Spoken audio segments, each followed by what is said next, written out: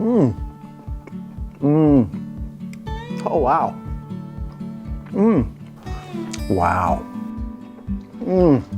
Oh, man. Wow. Wow. Wow. That's right. Everything is wow and oh, man. Everything is always perfect. No.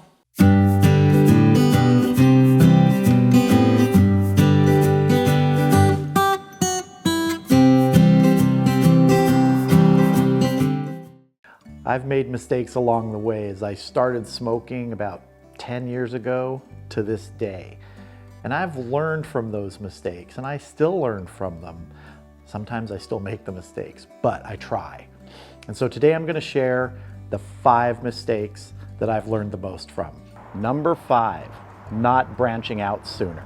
What do I mean by not branching out? Well, for 8 years, this is what I used. My electric smoker. I've had 2 of them, a master-built electric smoker, which is still in my garage, and this Charbroil electric. Now I love these smokers. They are great. I still use them. They're convenient. They are like an outdoor oven. I've done videos on why I think this is the best starter smoker for someone who wants to get into smoking first. But for 8 years, this is all I used. I never stretched. I never expanded what I could make in a smoker. If I could go back in a time machine, after about 2 years of this, where I sort of learned the basics of time and temperature and tenderness, I would have moved up quicker to an offset and to indirect grilling and smoking on a charcoal grill. This held me back for too long. That's not to say it's a bad smoker. It is not. I love this thing, and I still use it at least once a month, but it became sort of my security blanket. It was easy. I never had to sort of push myself, and because I didn't push myself, I never got to those great smoke rings that you can get in the offset.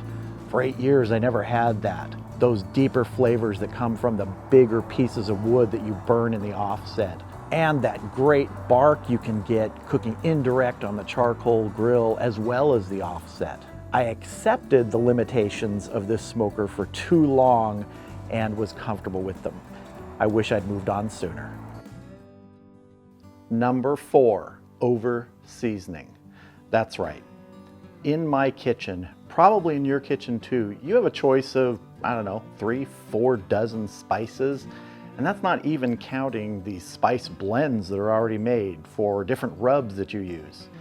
I mean, I've got chili powder, salt, pepper, smoked paprika, curry, chipotle chili powder, garlic powder, Cajun spice, 21 seasoning salute, spicy garlic fusion blend, more 21 seasoning salute, Italian seasoning, pumpkin spice. Okay, I probably wouldn't use that one. The key here is I've made the mistake of trying to add too much to my season blend, especially on rubs. I've gone 8, 9, 10, 11, 12 ingredients. Now, could those 8, 9, 10, 11, 12 ingredients work together? Maybe. But one thing I've learned through my mistakes is start small. Salt and pepper. If you start with salt and pepper, you can work your way up. You can add things to that. If you're trying an unknown blend of your own making that no one else has tried before, go slow. Add one more ingredient, paprika, garlic powder. Vary the amounts. Don't overload any one spice or seasoning.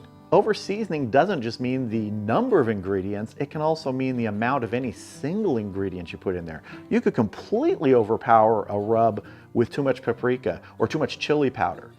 I've done that. I like things spicy, not everyone in my family does. So there have been times when I've gone a little heavy on the chipotle or the red chili powder, and it hasn't been a great result for the other people eating.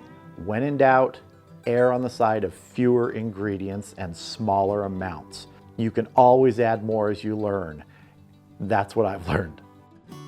Number 3, overloading the cooking chamber. Now, this is my Oklahoma Joe's Highland.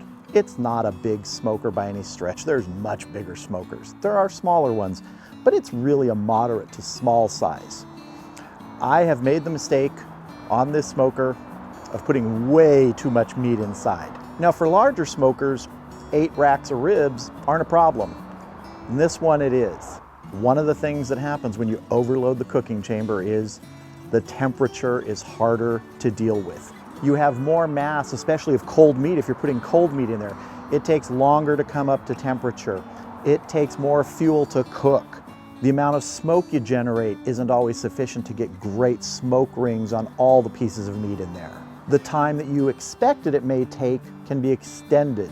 If you're planning on 6 hours for some ribs, it can end up taking longer because you're having to burn more wood in this firebox in this size of cook chamber to cook that many pieces of meat.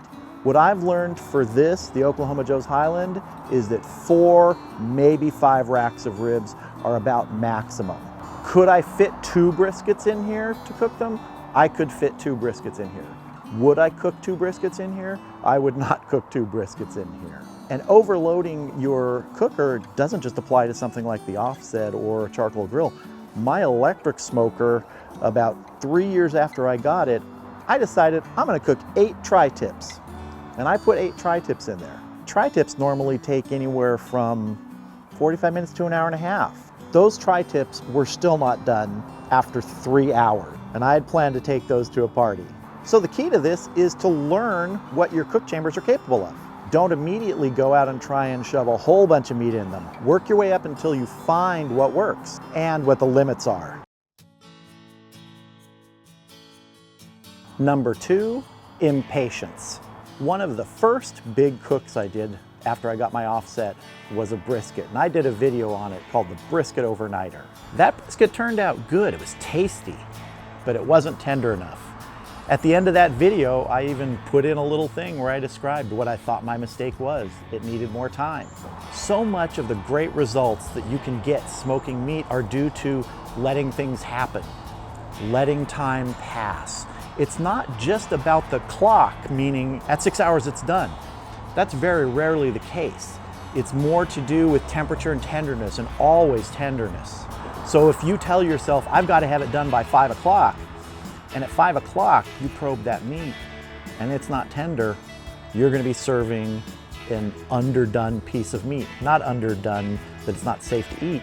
It's not going to have that tenderness and flavor. The fat won't have rendered all the way to give it that extra juiciness. And this is one of the biggest lessons I've learned when I started smoking, especially once I moved past the electric smoker to the offset and doing more indirect smoking on the charcoal grill, is you got to have patience. You just got to let things happen. You can't force things to be done quicker most of the time. Sometimes you can help them along by foiling, increasing the heat, but that only goes so far. The best pieces of meat I've ever cooked have come out that way because I've had the patience to let the flavor and the tenderness develop. And the pieces of meat which haven't reached that standard have been almost exclusively because I hurried things along. They say patience is a virtue. Well, in smoking, if you want great results, most of the time it's a necessity. Number 1, taking it too seriously. That's right, you can take this all too seriously. You can be focused on, I've got to have it done at this time. I've got to use these ingredients. I've got to use this type of wood. I have to follow what this recipe was. This YouTube video said I got to do this. This should be fun. This should be enjoyable. It's also one of the reasons I make these videos. I enjoy making these videos, especially about smoking. I used the term in one of my videos, I can't remember which one, smoker therapy. There's something about sitting out by the smoker with a drink. You're just waiting for the meat to get done. You're smelling that smoke. It's rolling out of the smokestack. You've got good, clean smoke. Maybe it's not perfect, but it's relaxing. It's fun. I don't think I could ever do competition barbecue or smoking because I'm not focused on that. You know, I'm not focused on only the result. I really enjoy doing this. Now, if you've been smoking for any amount of time, you know that there's a lot of work involved, a lot in the process of getting the wood, starting the fire, maintaining the fire, all those things. It isn't always the most relaxing thing, but it can be if you understand at the end of the day you're doing it for a good time, so that the food you make pleases people and that the process itself is enjoyable to you. I enjoy building a fire in the firebox and seeing if I can get it going just right and get that smoke going just right to my liking. But I'm not so focused on it that if something's not going 100% right, and I can't get that fire to go clean and the smoke isn't just perfect, that I beat myself up about it. You know, I want to enjoy this. You know, it's an outdoor activity I can enjoy, which makes me almost forget the traffic noise, which is always blazing by my backyard. But I don't care. When I'm out here and I'm cooking, whether it's on the electric or the offset or the gas grill or the Weber kettle, I just enjoy it. I like being outside and smelling that hickory or that mesquite or that pecan and that meat, and smell that when it starts hitting the grill and you know it's starting to cook and that fat is sizzling. It's a wonderful thing, and it should be fun. It should be enjoyable. So early on, I would focus too much on the technicalities and that this person's doing it this way or that person's doing it that way. After a while, I learned that I wanted to do it my way. And a lot of that way is to enjoy it by being able to relax as I do it. I hope you enjoyed this video. Feel free to check out the other videos on my channel and consider subscribing. And if you do, click that bell for notifications. Thank you all for watching. Hope you have a great day. I'll see you again soon.